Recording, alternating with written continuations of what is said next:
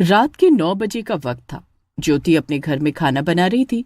तभी उन्हें बाहर से कुछ खटपट की आवाज आई। अरे, बाहर से ये खटपट की आवाज कैसी आ रही है? इतना ज्यादा शोर कौन कर रहा है? तुम रुको, मैं देख कर आता हूँ। मयंक बाहर देखने के लिए जाता है तो देखता है कि एक औरत अपने 2 बच्चों के साथ ट्रक से सामान अनलोड करवा रही है। मयंक ज्योति को आवाज देकर बुलाता है तो ज्योति भी बाहर आती है। लगता है ये लोग यहाँ पर शिफ्ट हुए। चलो तो जरा चलकर पूछते हैं किस घर में रहने वाले हैं ये। वो दोनों उनके पास जाते हैं और घर के बारे में पूछने लगते हैं। हाँ, हम लोग यहाँ पर नए शिफ्ट हुए हैं। आपके बाजू वाला घर ही खरीदा है हमने। क्या? लेकिन आपने ये घर किससे खरीदा? इस घर के जो मालिक थे उनका देहांत तो 2 साल पहले ही हो गया था और उसके बाद उनकी पत्नी और दोनों बच्चे भी एक हादसे में चल बसे। ना तो उनका कोई वारिस है और ना ही किसी रिश्तेदार के नाम पर ये घर है। तो फिर आपने इसे किससे खरीदा? दरअसल वो प्रॉपर्टी डीलर ने मुझे ये घर दिलवाया। अब उन्होंने कैसे क्या किया वो मुझे नहीं पता, लेकिन ये घर आज से हमारा है। चलो बच्चों, बहुत रात हो रही है, घर के अंदर चलते हैं। उस औरत ने ज्योति और मयंक से ज्यादा बात नहीं की और अपने बच्चों को लेकर सामान के साथ घर के अंदर चली गई। बड़ी अजीब औरत है, बिना ठीक से बात किए चली गई। मैं तो बस इसलिए इससे बात करने आई थी कि अगर इनको मदद की कोई जरूरत हो तो हम उनकी मदद कर देंगे, लेकिन ये तो हमसे बात करने में इंटरेस्टेड नहीं है। अरे जाने दो ना, तुम अंदर चलो और खाना लगा दो। मेरे पेट में तो चूहे कूद रहे हैं। ज्योति और मयंक घर के अंदर आ गए। खाना पीना खाकर वो दोनों सो गए। अभी थोड़ी देर पहले ज्योति की आंख लगी थी कि उसके कानों में एक आवाज पड़ी, जैसे तो कोई गाना गाकर नाच रहा हो। उस आवाज से ज्योति की नींद टूट गई। अरे ये कैसी आवाज है? इतनी रात को कौन गाना गाकर नाच रहा है? ज्योति ये देखने के लिए उठ ही रही थी कि तभी तेज हवा से उनके कमरे की खिड़की खुल गई। अरे ये मयंक भी ना हर रोज खिड़की खुली छोड़ देते हैं। इनके चक्कर में किसी दिन कोई चोर ही हमारे घर में घुस जाएगा।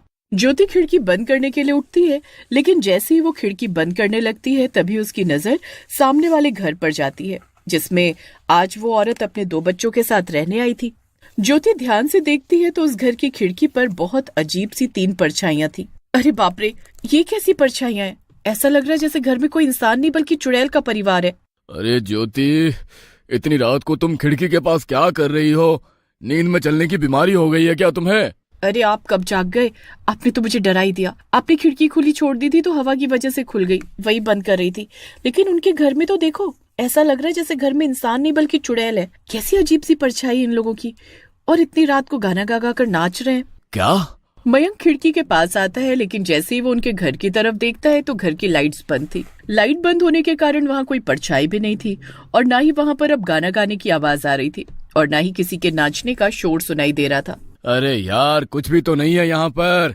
खामखा अपनी नींद भी खराब कर रही हो और मेरी भी। मैं खिड़की बंद कर देता हूँ, तुम सोने जाओ। अरे लेकिन मैं सच कह रही हूँ।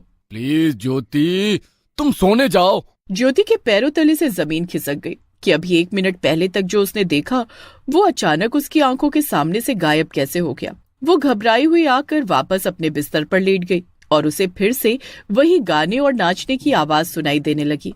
अब तो मुझे पक्का लगता है कि उस घर में भूत रहने के लिए आए हैं। अब मैं उठकर नहीं जाऊंगी। अगर उन्होंने मुझे पकड़ लिया तो मेरा तो खेल ही खत्म कर देंगे। चुपचाप सोई जाती हूँ। ज्योति घबरा कर सो जाती है, लेकिन सुबह जब उसकी आंख खुलती है तो मोहल्ले में बहुत शोर हो रहा था। अरे बाहर इतना शोर किस बात का हो रहा है? अरे वो बगल वाले माथुर साहब थे ना, कल रात को उनका देहांत हो गया। ऐसा लगता है जैसे किसी ने गला दबाकर मार डाला, लेकिन उनके घर में तो कोई था भी नहीं और सब दरवाजे भी अंदर से बंद थे। क्या? कहीं हमारे मोहल्ले में कोई लुटेरा तो नहीं घूम रहा? क्या पता चोरी करने के इरादे से घर में घुसा हो और माथुर साहब ने उसे देख लिया हो तो उसने उन्हें मार डाला हो। पता नहीं, अभी कुछ कह नहीं सकते। घर में से कुछ चोरी नहीं हुआ, लेकिन तुम घर के खिड़की दरवाजे बंद रखना और कोई भी अनजान आए तो दरवाजा मत खोलना। अच्छा ठीक है। मयंक ऑफिस के लिए निकल गया। ज्योति उसे गेट तक छोड़ने आई तो उसका ध्यान बाहर गया। उसने देखा कि जो औरत माया कल वहाँ उनके बगल वाले घर में रहने आई थी, उसके चेहरे पर एक अजीब सी मुस्कुराहट थी। जैसे तो वो मिस्टर माथुर की मौत से बहुत ही खुश थी। यहाँ पर मोहल्ले के सब लोग मिस्टर माथुर की मौत की खबर से इतने परेशान हैं और ये है कि खुश हो रही है। कहीं इसी ने तो मिस्टर माथुर को नहीं मारा? ज्योति का इतना कहना ही था कि तभी वो औरत हंसती हुई ज्योति इतनी बुरी तरह डर गई कि सीधी घर के अंदर भाग गई। रात को सोते हुए उसे फिर से बाहर से कुछ खटपट की आवाज आई। उसने आज भी खिड़की पर जाकर देखा तो सामने का नजारा देखकर उसके होश उड़ गए। अरे इस घर में तो वो नई औरत रहने के लिए आई थी, लेकिन यहाँ से ये चुड़ैल कैसे निकल रही है और ये माथुर साहब के भाई के घर में क्यों जा रही है? वो चुड़ैल माया के घर से निकलकर माथुर साहब के भाई के घर में जा रही थी। तभी ज्योति ने देखा कि उसके पीछे पीछे 2 भूतिया बच्चे भी माथुर साहब के भाई के घर में घुस गए।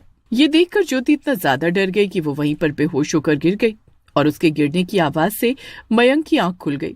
ज्योति, ज्योति, अरे तुम्हें क्या हो गया? मयंक ने ज्योति को गोद में उठाकर बिस्तर पर लिटाया और उसके चेहरे पर पानी छिड़का तो ज्योति होश में आई। अरे क्या हो गया था तुम्हें? तुम अचानक बेहोश होकर कैसे गिर गई? और तुम इतनी रात गए खिड़की पर क्या कर रही थी? वो मैंने देखा कि उस नई औरत के घर में से कोई चुड़ैल और 2 बच्चे निकले हैं और माथुर साहब के भाई के घर में घुस गए। मुझे तो लगता है वो नई औरत और उसके दोनों बच्चे भूतिया हैं और उन्होंने ही माथुर साहब को मारा और अब वो उनके भाई को भी मारने वाले हैं। तुम्हारा दिमाग खराब हो गया है क्या? एक तो पता नहीं आधी रात को जागकर खिड़की के पास तुम करने क्या जाती हो, और अब कैसी कैसी बातें कर रही हो। मुझे तो लगता है कि तुम्हें किसी डॉक्टर की जरूरत है। अगर आपको मेरी बात पर भरोसा नहीं है ना, तो माथुर साहब के भाई के घर पर चलकर देखिए, वो वहीं पर है और मुझे यकीन है कि वो उन्हें वहां पर मारने के लिए गई है। ज्योति की बात सुनकर मयंक भी माथुर साहब के भाई के घर जाने के लिए तैयार हो गया। वो दोनों जैसे ही उनके घर के पास पहुंचे तो उनके घर से बहुत जोर जोर से किसी चुड़ैल के हंसने की आवाज आ रही थी। ये तो सचमुच किसी चुड़ैल के हंसने की आवाज लग रही है। मैंने आपको कहा था कि वो औरत चुड़ैल ही है और वही इनके घर के अंदर है।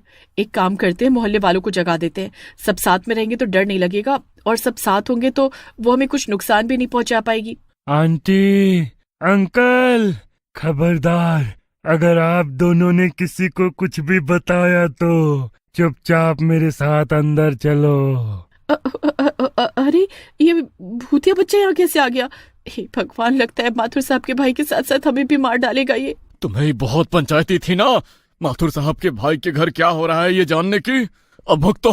जल्दी मेरे साथ अंदर चलो। चुड़ैल का बेटा उन दोनों को माथुर साहब के भाई के घर में लेकर गया। मुझे पहले ही पता चल गया था कि तुम्हें मेरी सच्चाई पता चल गई है और तुम मेरा पीछा जरूर करोगी। देखो, मेरी और मेरे पति की तुमसे कोई दुश्मनी नहीं है। हम तो बस रजत भैया के लिए यहाँ पर आए थे। तुम उनके साथ ऐसा क्यों कर रही हो? जो जैसा कर्म करेगा उसे फल भी तो वैसा मिलेगा ना। मैं तो बस इसे इसके कर्मों का फल दे रही हूँ। अरे लेकिन मैंने तुम्हारा क्या बिगाड़ा है? तुम क्यों मुझे मारना चाहती हो? लगता है तुम भूल गए कि मैं कौन हूँ। आज से 2 साल पहले तुमने और तुम्हारे भाई ने मुझे और मेरे बच्चों को मार डाला था। मैं आज अपने घर में वापस लौट कर आई हूँ ताकि तुमसे बदला ले सकूं। अपने पति और बच्चों के साथ खुशी खुशी रहती थी मैं, लेकिन मेरे पति के देहांत के बाद तुम्हारा बड़ा भाई मुझ पर बुरी नजर रखने लगा और जब मैंने उसके खिलाफ आवाज उठानी चाहिए तो उसने तुम्हारे साथ मिलकर मेरे घर में आग लगा दी और मैं और मेरे दोनों बच्चे उस आग में झुलस कर चल बसे। उसे तो मैंने कल अपने हाथों से मारकर उसके किए की सजा दे दी, लेकिन अभी तेरी सजा बाकी है। देखो, मैं तुमसे हाथ जोड़कर माफी मांगता हूँ। मुझे माफ कर दो, मुझसे बहुत बड़ी गलती हो गई। मयंक भैया, ज्योति भाभी, प्लीज मुझे बचा लो। तुमने और तुम्हारे भाई ने जो काले कर्म किए वो माफी के लायक तो बिल्कुल भी नहीं है, इसलिए तुम्हारे साथ जो हो रहा है बिल्कुल ठीक हो रहा है। चुड़ैल बहन, हम तुम्हारे साथ हैं। चुड़ैल और उसके दोनों बच्चे ज्योति और मयंक की ओर देखकर मुस्कुराते हैं। ज्योति मयंक के साथ वहां से वापस अपने घर आ जाती है और घर में घुसते ही उन्हें माथुर साहब के भाई रजत की चीखने की आवाज सुनाई देती है। चुड़ैल ने उन दोनों को मारकर अपना इंसाफ कर लिया था, इसलिए वो उसी रात वहां से अपने बच्चों को लेकर चली जाती है और फिर कभी वहां किसी चुड़ैल का साया नहीं मंडराता।